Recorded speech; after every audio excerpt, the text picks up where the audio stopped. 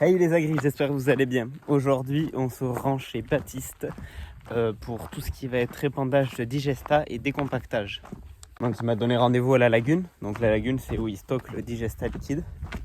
Donc c'est ce qui est derrière moi. Donc j'allais à l'endroit où il pompe avec la tonne. Et je pense qu'il va finir sa tonne et il va venir me récupérer pour la remplir en même temps. C'est le système sur quoi il se branche pour remplir la tonne pour pouvoir épandre le digesta. Et en fait, il épand juste sur le champ, juste derrière moi. Je vous montre ça, on voit le décompacteur déjà au travail. Je sais pas si vous allez bien le voir.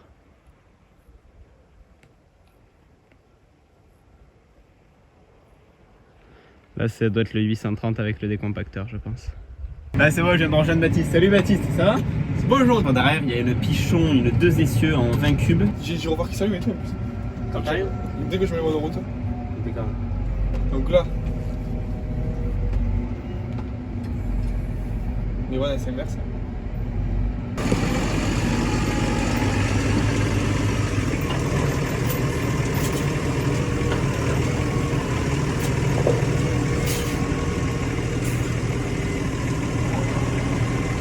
T'as une vidéo à la prise de force. Ok.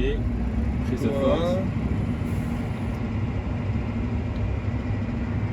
Et là, c'est la télécommande en fait, parce que vu qu'il a la digue du lac au-dessus, il y a un minimum de pression tout le temps. Donc, sur quoi il se branche? Il y a la télécommande pour ouvrir la trappe là. Il y a aussi la trappe de la tonne qui s'ouvre, comme ça l'aspiration se fait. En fait, il a un écran, c'est un écran isobus pour avoir toutes les connexions de la tonne dedans. Là, c'est tout ce qui va être joystick pour régler, pour descendre la goulotte et tout. Et après là, il y a le remplissage et une fois qu'il est en fonction, il y a le DPA dessus. Du coup, ça veut dire qu'en fonction de la vitesse d'avancement, il règle le nombre de mètres cubes sur l'écran. C'est s'il avance plus vite ou moins vite, il y aura toujours à peu près la même quantité à l'écran. Voilà, j'étais avec Baptiste. Donc on voit encore le 830 avec la tonne. Et derrière moi, il y a son cousin qui est avec le 850 et l'Attila. Donc l'Attila qui est un décompacteur, on va dire. C'est un outil à 9 dents, ça descend jusqu'à 55 cm de profondeur. C'est réglable avec le rouleau qui est derrière. Et il y a 9 dents pour 3 mètres. Donc c'est un cracker, ouais. Exactement, je crois que c'est un cracker. Et là, on entend les coups de marteau, il a dû péter des boulons de sécurité. Parce que même si là, l'Attila est à sécurité hydraulique, il y a quand même des boulons de sécurité au cas où l'hydraulique n'est pas assez bien fonctionné. Il y a quand même un boulon qui pète pour éviter de casser une dent ou des choses comme ça. Du coup, je viens de rejoindre Lucas, c'est le cousin de Baptiste. T'es en train de faire quoi là? Je décompacte avec le 850 Action et la Tila derrière. Ouais, du coup, l'Attila, c'est pas vraiment un décompacteur, c'est ça? Non, c'est un cracker. D'accord, ouais. En fait, ça va avoir plus de dents qu'un décompacteur. Plus récent, il y a des ailettes montées dessus. Et l'avantage de celui-là, c'est que derrière, il y a une réglette. Et au distributeur, ce que tu m'expliques, que tu peux régler la profondeur. C'est ça. Et vu que là, c'est hyper sec, t'es à combien en moyenne en profondeur? J'essaye d'être à 45, mais c'est compliqué, donc on essaye de ne pas descendre en dessous de 40.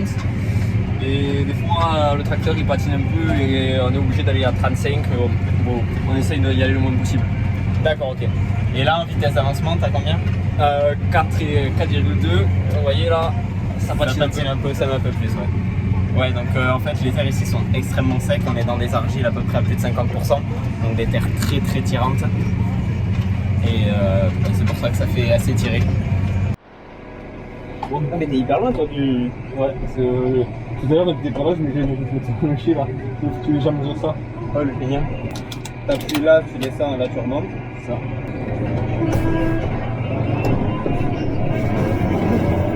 Et, ah oui, pour former une vitesse pour être plus tranquille, je peux faire comme ça. Bon les gars, je pense que ça va être le moment qu'on parte sur des belles images du 850 décompacteur et du 830. Et ben regardez, c'est parti.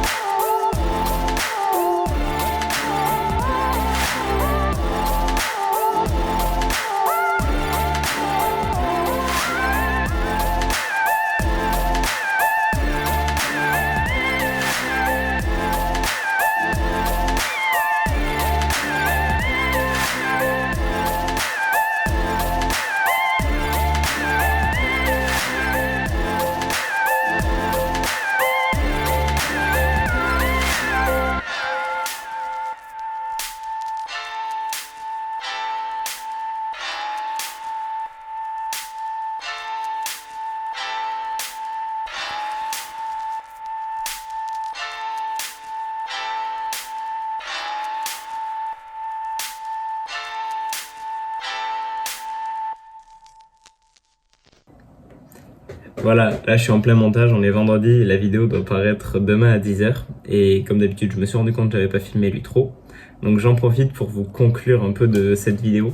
Donc le premier point que je voulais vous parler, c'est le méthaniseur produit jusqu'à à peu près 40 mètres cubes par jour de digesta. Donc ça correspond à 2 tonnes alizées. C'est-à-dire que si tous les jours il sortait 2 tonnes alizées de digesta, la lagune, le lac, il bougerait pas en quantité en fait. Après je voulais aussi dire, il est équipé en pandillard dessus, pas en dispersion par spatule. Donc les pandillards sont à 12 mètres de large et ils préfèrent être équipés des pandillards qu'à spatule parce qu'ils trouvent qu'il y a une meilleure assimilation au sol. Comme là surtout ils avaient déchaumé avant, donc ils faisaient frotter un peu les pandillards et ils me disaient que vu que là ils mettaient quand même des bonnes quantités, ça évitait que le digesta ruisselle sur la parcelle et s'incorpore mal. Pourquoi ils passent l'Attila directement derrière? C'est pour un intérêt en fait de recouvrir le digesta assez vite, l'intégrer et mieux l'incorporer au sol. Parce que le souci c'est que vu que le digesta il y a de l'azote dedans, il y a un risque de perte si on le laissait comme ça en plein été, tout l'été, à la fin de l'été il y aurait sûrement plus grand chose d'azote. Donc là de le recouvrir ça permet de l'intégrer au sol et de limiter la perte. Donc ouais, je vous disais que les pandillards étaient équipés ils sont en 12 mètres de large. Et l'intérêt qu'ils ont mis le 830 devant, c'est parce que le 830 était équipé du GPS, donc qui limite tout ce qui est recroisement et tout ça. Donc 830 ça fait 230 chevaux à peu près. Et ils avaient mis le 850 devant l'Attila, parce que en plus vu que c'était très sec comme je vous disais, c'était très dur à travailler. Le 850 du coup qui fait dans les 350 chevaux, permettait que le 850 se débrouillait mieux à l'Attila, et avec la tonne, avec le 830, ils avaient moins de recroisement.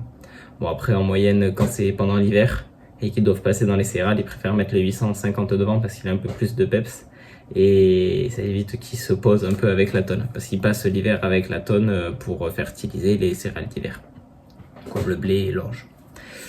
Voilà, bon j'arrive sur la fin de cette vidéo. Si vous souhaitez poser des questions en commentaire, n'hésitez pas, j'y répondrai. Et là je vais vous mettre un petit bêtisier de la vidéo parce qu'on a beaucoup rigolé à tourner cette vidéo. Voilà, bon, merci beaucoup d'avoir regardé, je vous dis à la prochaine. Ciao tout le monde.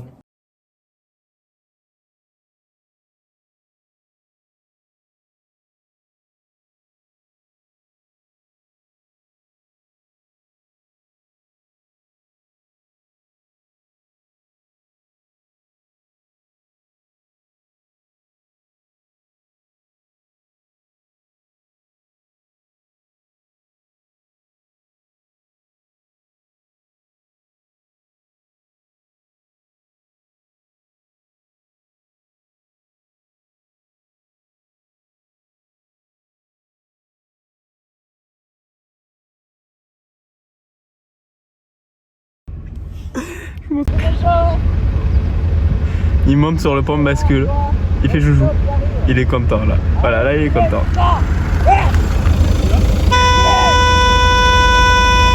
Et là il y a le patron.